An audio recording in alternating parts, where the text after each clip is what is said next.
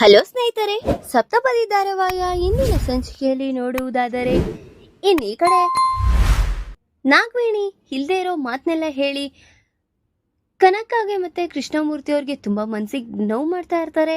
ಈ ಕಡೆ ನೋಡಿದ್ರೆ ಇನ್ನ ಅನಾಮಿಕಾ ನೋಡ್ದಾ, ನಾನು ಅನ್ಕೊಂಡಂಗೆ ಆಯ್ತು, ಹೇಗೋ ಈಗ ನೀನಿಲ್ಲ, ನಾನು ಕಿಡ್ನಾಪ್ ಮಾಡಿದ್ದೀನಿ. ಅಲ್ಲಿ ನೋಡಿದ್ರೆ ಆ ನಾಗವೇಣಿ ಆಂಟಿ ಅವರೆಲ್ಲ ಇನ್ನ ಪುಕಾರ್ ಎಬ್ಬಿಸ್ತಾ ಇರ್ತಾರೆ. ಯಾರ ಜೊತೆನೋ ಕಲ್ಯಾಣ್ ಜೊತೆ ಓಡೋಗ್ಬಿಟ್ಟಿದ್ದಾಳೆ ಅಂತ ಇನ್ನ ಪುಕಾರ್ ಎಬ್ಬಿಸ್ತಾ ಇರ್ತಾರೆ. ಈಗ ನೀನು ಏನ್ ಮಾಡಿ ಏನ್ ಸಾಧಿಸ್ತೀಯ ಹೇಳು ಅಂತ ಹೇಳ್ತಿದ್ದಂಗೆ, ಅಷ್ಟಕ್ಕೂ ಈಗ ನೀನೇನ್ ಸಾಧಿಸ್ತಿದ್ಯಾ ಅನಾಮಿಕಾ? ನಿನ್ಗೆ ಇಷ್ಟು ಇಷ್ಟು ದಿವಸ ಜೈಲಲ್ಲಿದ್ದಿ ನಿನ್ಗೆ ಸಾಕಾಗಿಲ್ವಾ? ಮತ್ತೆ ನಿನ್ಗೆ ಈ ರೀತಿ ಶೋಕಿ ಯಾಕೆ ಬರ್ತಿದೆ ಅಂತ ಹೇಳ್ತಿದ್ದಂಗೆ, ಅಷ್ಟಕ್ಕೂ ನಿನ್ನ ಎಲ್ಲಾರನ್ನೂ ಹಾಳು ಮಾಡ್ಬೇಕು ಅನ್ನೋದೇ ನನ್ನ ಪ್ಲಾನ್. ನಿನಗೂ ಮತ್ತೆ ಆ ಕಲ್ಯಾಣ್ಗೂ ಹೇಗೆ ಪಿಕ್ಚರ್ ಬಿಡಿಸ್ಬೇಕು ಅಂದ್ರೆ, ಇನ್ನೊಂದ್ಸತಿ ಲೈಫಲ್ಲಿ ಇನ್ನೊಂದು ಹೆಂಗಸ್ರು ಸವಾಸಕ್ಕೆ ಹೋಗ್ಬಾರ್ದು, ಆ ರೀತಿ ಮಾಡ್ತೀನಿ ಅಂತ ಅನಾಮಿಕಾ ಹೇಳ್ತಾ ಇರ್ತಾಳೆ. ಅಷ್ಟಕ್ಕೂ ಕವಿ ಏನ್ ಮಾಡಿದಾನೆ, ನಾನೇನ್ ಮಾಡಿದೀನಿ?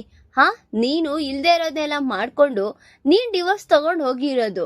ಅವ್ರೇನ್ ಮಾಡಿದ್ದಾರೆ ಪಾಪ ಅಂತ ಮಾತಾಡ್ತಿದ್ದಂಗೆ, ಈಗ ನಿನ್ಗೂ ಮದ್ವೆ ಆಗ್ತಿತ್ತಲ್ಲ, ಈಗ ನಿನ್ನ ಹೆಸರು ಮಾನ ಮರ್ಯಾದೆ ಎಲ್ಲ ಹೋಗಿರುತ್ತೆ.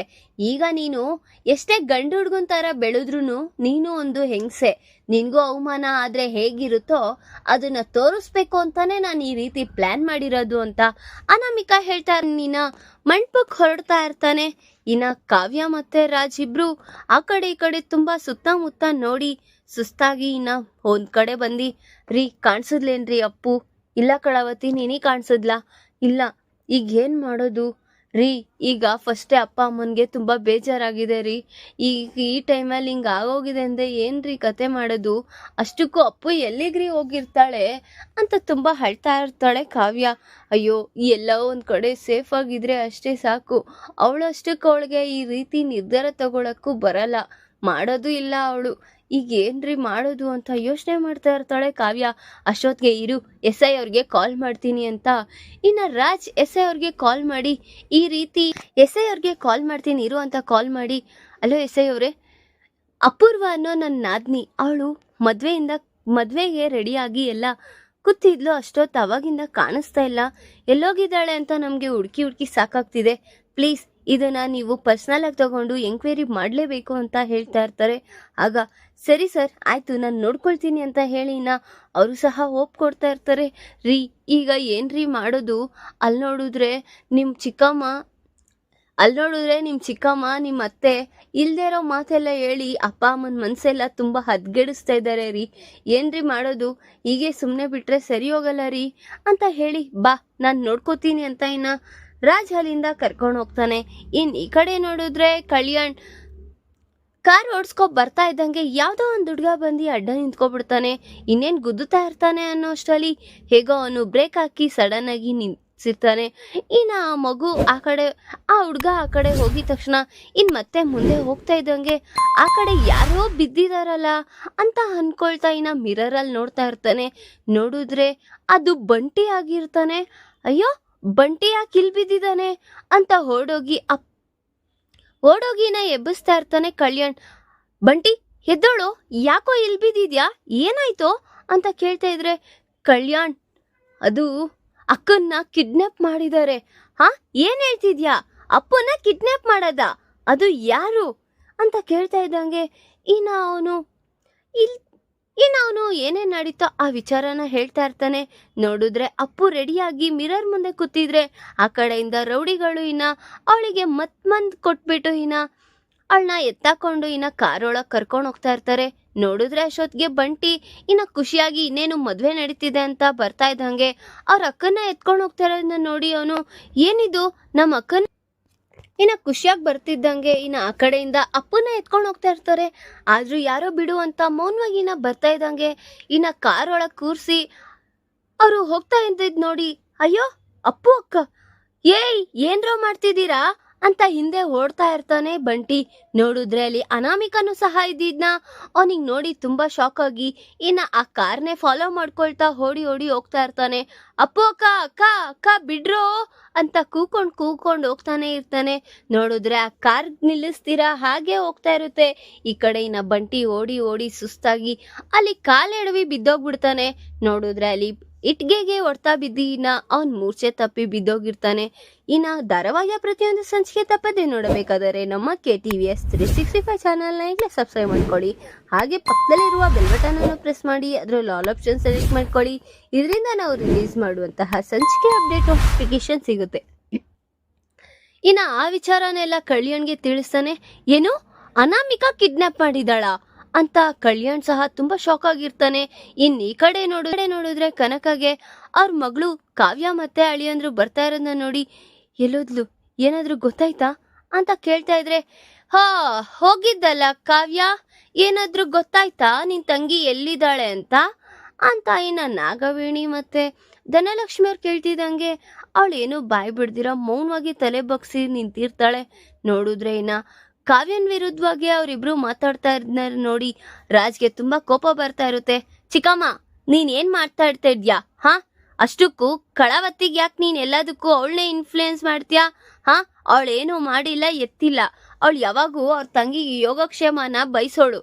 ನೀನ್ ಯಾಕೆ ಚಿಕ್ಕಮ್ಮ ಈ ರೀತಿ ಮಾತಾಡೋದ್ ಕಲ್ತಿದ್ಯಾ ಅಂತ ಹೇಳ್ತಿದ್ದಂಗೆ, ಎಲ್ಲ ಈ ಮಥರೆಯಿಂದ ಕಲ್ತಿರೋದು. ಏನ್ ಮಾಡ್ತೀಯಾ, ನನ್ನ ಹೆಂಡತಿ ಚೆನ್ನಾಗಿದ್ಲು, ಇವಳ ಜೊತೆ ಸೇರಿ ಹಾಳಾಗ್ಬಿಟ್ಟಿದ್ದಾಳೆ ಅಂತ ಪ್ರಕಾಶ್ ಅವರು ಹೇಳ್ತಾ ಇರ್ತಾರೆ. ಆಗ ಹೌದು ಮಾವ, ಹೇಳ್ತಾ ಇರೋದು ನೀವು ಸರಿನೇ ಅಂತ ಕಾವ್ಯ ಸರಿನೇ ಅಂತ ಸ್ವಪ್ನ ಹೇಳ್ತಾ ಇದ್ದಂಗೆ, ಅಷ್ಟಕ್ಕೂ ಅಪ್ಪು ಎಲ್ಲಿಗೆ ಹೋಗ್ತಾಳೆ? ಅವಳು ಹೋಗೋ ಅಂತ ಸ್ಥಿತಿಲಿ ಅಲ್ಲ. ಅವಳ ಆ ರೀತಿ ಯೋಚನೆನೂ ಮಾಡಲ್ಲ. ಯಾರು ಕರ್ಕೊಂಡು ಹೋಗಿರ್ಬೋದು ಅಂತ ಮನೆ ಮಂದಿಯವರೆಲ್ಲ ಯೋಚನೆ ಮಾಡ್ತಾ ಇರ್ತಾರೆ. ಆಗ ಇದಕ್ಕೆಲ್ಲ ನಾವೇನು ಹುಡ್ಕೊಂಡು ಕುತ್ಕೋಬೇಕೇನು? ಅವ್ರಿಗೇನು, ಈ ಕಡೆ ನೋಡಿದ್ರೆ ಅಪ್ಪು ಓಡೋಗಿದ್ದಾಳೆ, ಆ ಕಡೆ ನೋಡಿದ್ರೆ ನನ್ ಮಗ ಕಲ್ಯಾಣ್ ಇಬ್ರು ಹೋಗಿದ್ದಾರೆ, ಇನ್ನೇನ್ ಮಾಡೋದಿಕ್ಕಾಗುತ್ತೆ ಅಂತ ಹೇಳ್ತಿದಂಗೆ, ಬಾಯಿ ಮುಚ್ಚುದನ ಲಕ್ಷ್ಮಿ ಅಂತ ಅಪ್ಪ, ಇದು ನನ್ ಮಗನ್ ವಿಚಾರ ಅಕ್ಕ, ಸುಮ್ನೆ ಇದ್ಬಿಡು, ಅವನ್ ಜೀವನ ಹಾಳಾಗುತ್ತೆ ಅಂತ ಹೇಳ್ತಿದ್ದಂಗೆ, ಆಂಟಿ ನೀವು ಬರೀ ನಿಮ್ ಮಗನ್ ಜೀವನಾನೇ ಅಂತಿದ್ದೀರಾ, ಈ ಕಡೆ ನನ್ ತಂಗಿ ಜೀವನಾನು ಇದೆ, ಸ್ವಲ್ಪ ಯೋಚನೆ ಮಾಡಿ ಮಾತಾಡಿ ಅಂತ ಸ್ವಪ್ನ ಮಾತಾಡ್ತಾ ಇದ್ರೆ, ಬಾಯಿ ಮುಚ್ಕೊಂಡ್ ನಿಂತ್ಕೊಳ್ಳೆ, ಏನೇ ನಿಂದು ಮದ್ಯ ಅಂತ ನಾಗವೇಣಿ ಹೇಳ್ತಿದಂಗೆ, ಅತ್ತೆ ಹಿಂದೆ ಮುಂದೆ ಏನು ಎತ್ತ ಅಂತ ನಾನು ನೋಡಲ್ಲ, ಇಲ್ಲೇ ನಿಮ್ ಸ್ಪಾಟ್ ಅಲ್ಲೇ ನಿಮ್ ಹೆಸರು ಮಾನ ಮರ್ಯಾದೆಲ್ಲ ತೆಗೆದ್ಬಿಡ್ತೀನಿ, ಸ್ವಲ್ಪ ತಾಳ್ಮೆಯಿಂದ ಇರಿ ಅಂತ ಸ್ವಪ್ನನು ಸಹ ವಾರ್ನ್ ಮಾಡ್ತಾ ಇರ್ತಾಳೆ. ಈ ಕಡೆ ನೋಡಿದ್ರೆ ಮದ್ವೆ ಗಂಡು ರೆಡಿ ಆಗಿರೋನು, ಸಾಕು ನಿಲ್ಲಿಸ್ತೀರಾ, ನಿಮ್ ವಾದಗಳನ್ನ ನೀವೇ ಮಾಡ್ಕೊಂಡು ನಿಂತಿದ್ದೀರಾ, ಇಲ್ಲಿ ನಾನೊಬ್ಬ ಇದ್ದೀನಿ, ನನಗೇನಾಗ್ತಿದೆ ಏನಿಲ್ಲ ಅಂತ ಸ್ವಲ್ಪ ಆದ್ರೂ ಯೋಚನೆ ಮಾಡ್ತಾ ಇದ್ದೀರಾ? ಅಷ್ಟಕ್ಕೂ ನನಗೆ ಈ ಮದ್ವೆನೇ ಬೇಡ, ಆ ಅಪ್ಪನ ಈ ವಿಚಾರ ಎಲ್ಲ ನನಗೆ ಗೊತ್ತಿದ್ದು ನಾನು ಏನೋ ಬಿಡು ಹೋಗ್ಲಿ ಅಂತ ಮುಂದೆ ನಿಂತಿ ಮದ್ವೆ ಆಗೋಣ ಅನ್ಕೊಂಡ್ರೆ, ಈ ತರ ಓಡೋಗಿರೋಳ್ನ ನಾನ್ ಮದ್ವೆ ಆಗ್ಬೇಕಾ ಅಂತ ಹೇಳ್ತಾ ಇದ್ದೀನ ನೋಡಿ. ಕಾವ್ಯಗೆ ಮತ್ತೆ ಅವ್ರ ಅಪ್ಪ ಅಮ್ಮನ್ಗೆ ಎಲ್ಲರಿಗೂ ತುಂಬಾ ಬೇಜಾರಾಗಿ ಮೌನ ಕುತ್ಕೊಂಡಿರ್ತಾರೆ. ಅಯ್ಯೋ, ನಿಮ್ ಇಂಥ ಸಂಬಂಧ ಅಂತ ಗೊತ್ತಿದ್ರೆ ನಾವ್ ಈ ರೀತಿ ಇಷ್ಟೆಲ್ಲ ಒಪ್ಕೊಳ್ತಾನೆ ಇದ್ದಿರ್ಲಿಲ್ಲ. ನೀವು ಈ ರೀತಿ ಆಸ್ತಿ ಅಂತಸ್ತು ಕೊಟ್ಟಿಲ್ಲ ಅಂದ್ರೂ ಏನೋ ಒಂದ್ ಹೆಣ್ಣು ಹುಡ್ಗಿನ ಕೊಡ್ತಾ ಇದ್ದೀರಾ, ಅಷ್ಟೋ ಇಷ್ಟೆಲ್ಲ ನೋಡ್ಕೊಂಡು ಆರಾಮಾಗಿರೋಣ ಅಂತ ಅನ್ಕೊಂಡ್ರೆ ಇಂಥ ಮನೆಯವರ ನೀವು? ನಿಮ್ ಫ್ಯಾಮಿಲಿಲೇ ಹಿಂಗೆ ನಿಮ್ ಹೆಸರನ್ನೆಲ್ಲ ಹಾಳು ಮಾಡೋರು ಇದ್ದಾರಲ್ಲ ಅಂತ ಹೇಳ್ತಾ ಇರ್ತಾರೆ. ನೋಡಿದ್ರೆ ಅವ್ರಿಗೆಲ್ಲರಿಗೂ ತುಂಬಾ ಬೇಜಾರಾಗಿ ಅವ್ರು ಅಲ್ಲಲ್ಲೇ ಕುಗ್ಗೋಗಿ ಕೂತಿರ್ತಾರೆ. ಆ ಕಡೆ ನೋಡಿದ್ರೆ ಕೃಷ್ಣಮೂರ್ತಿಯವರು, ಅಯ್ಯೋ ನನ್ ಮಗಳು ಜೀವನ ಹಾಳಾಗ್ತಲ್ಲ, ಏನ್ ಕನಕ, ಯಾವಾಗಾದ್ರೂ ನಾವೊಂದು ಶುಭ ಕಾರ್ಯನ ಇಟ್ಕೊಂಡ್ರೆ ಈ ರೀತಿ ಜಗಳದಲ್ಲೇ ಮುಗೀತಿದೆ, ಏನ್ ಈ ಕಳಂಕ ಅಂತ ಅನ್ಕೊಳ್ತಾ ಇದ್ದಂಗೆ ಅಕ್ಕಪಕ್ಕ ಜನವರು ಈ ಮದ್ವೆ ನಡೆಯಲ್ಲ ಅಂತ, ಕೃಷ್ಣಮೂರ್ತಿ ಏನು ಬೇಜಾರ್ ಮಾಡ್ಕೋಬೇಡ, ಬರ್ತಾಳೆ ಬಿಡು ನಿನ್ ಮಗಳು ಅಂತ ಹೇಳಿ ಸಾಂತ್ವನ ಮಾಡಿ ಹೊರಡ್ತಾ ಇರ್ತಾರೆ. ಕಾವ್ಯ ಅವರಮ್ಮ ನೆಲದ ಮೇಲೆ ಕುಸ್ತಿ ಬಿದ್ದೋಗಿದ್ ನೋಡಿ ಈ ಕಡೆ ಕಾವ್ಯ ಮತ್ತೆ ಸ್ವಪ್ನ ಹೋಗಿ ಸಾಂತ್ವನ ಮಾಡ್ತಾ ಇರ್ತಾರೆ.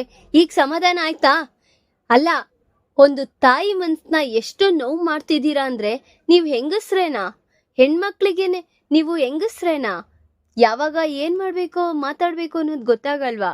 ಇಷ್ಟು ಇಳ್ದೋಗಿ ಮಾತಾಡ್ತಿದ್ದೀರಲ್ಲ, ನೀವು ಒಂದು ತಾಯಿಂದಿರೆ, ನಿಮ್ಗೂ ಮಕ್ಕಳು ಮರಿ ಎಲ್ಲ ಇದ್ದಾರೆ. ಯಾಕೆ ನಾಗವೇಣಿ, ನಿನ್ಗೆ ನಿನ್ ಮಗನ್ನ ಕಂಟ್ರೋಲಲ್ಲಿ ಇಟ್ಕೊಳಕ್ಕಾಗಲ್ವಾ? ಮಾತುಗ್ ಮುಂಚೆ ಹೇಳ್ತೀಯಾ ಕಾವ್ಯ ಮುಸ್ಕಾಕೊಂಡ್ ಬಂದು ಮದ್ವೆ ಆಗಿದ್ದು ಅಂತ. ಆ ಮುಸ್ಕಾಕ್ಸಿದ್ದು ನೀನು, ಇಲ್ಲಿವರೆಗೂ ತಂದಿರೋದು ನೀನು. ಅದಲ್ದಿರ ಸ್ವಪ್ನ ಓಡೋಗ್ ಬಂದು ಮದ್ವೆ ಆಗಿದ್ದಾಳೆ ಅಂತಿದ್ಯಾ.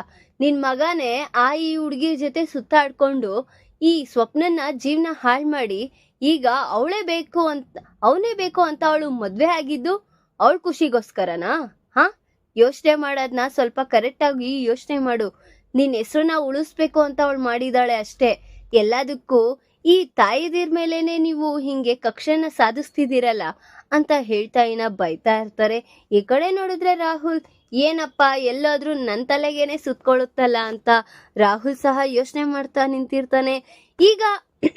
ಈಗ ಕಲ್ಯಾಣ್ಗೆ ಗೊತ್ತಾಗಿದೆ ಅನಾಮಿಕನೇ ಕಿಡ್ನಾಪ್ ಮಾಡ್ಸಿರೋದು ಅಂತ. ಈಗ ಹೋಗಿ ಅಪ್ಪುನ ಸೇಫ್ ಮಾಡಿ ಕರ್ಕೊಂಡ್ ಬರ್ತಾನ ಅಥವಾ ಸೀದಾ ಮಂಟಪ ಅವ್ರು ಆಡೋ ಮಾತುಗಳಿಗೆ ಬೀಗ ಹಾಕಿಸ್ತಾನ ಅನ್ನೋದನ್ನ ಮುಂದಿನ ಭಾಗದಲ್ಲಿ ತಿಳಿಸ್ಕೊಡ್ತೀನಿ. ಈ ವಿಡಿಯೋ ಇಷ್ಟ ಆದರೆ ಲೈಕ್ ಮಾಡಿ, ನಿಮ್ಮ ಫ್ರೆಂಡ್ಸ್ ಆಗಿ ನಿಮ್ಮ ರಿಲೇಟಿವ್ಸ್ಗೂ ಶೇರ್ ಮಾಡಿ ಅಂಡ್ ಕಮೆಂಟ್ ಮಾಡಿ. Thanks for watching.